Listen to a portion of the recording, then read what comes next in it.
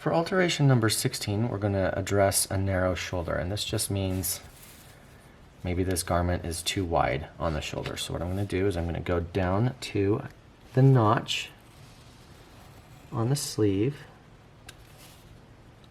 hinge there, and then I'm going to start coming up the shoulder as well, and I'm probably going to come about 3/4 of the way up, and I'm going to cut it off so that it can actually hinge the entire piece, and then I'll also hinge at the shoulder point.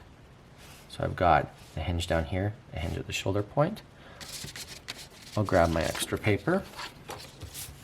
Obviously you don't need a lot of extra paper. I've been using some of the same pieces of paper for all of this excess thing for all of these tutorials. So you don't need to use a lot of extra paper. Let's say this person, their shoulder is just an 1/8 of an inch too small, which this is a half size pattern. So if I do an 1/8 of an inch on here, it'll represent 1/4 of an inch in real life. So I'm just going to mark from where I've cut off here up towards the neckline the dimension that I want to make the shoulder smaller. So then I can take this cut off piece and line it up with it and let everything else just land where it will.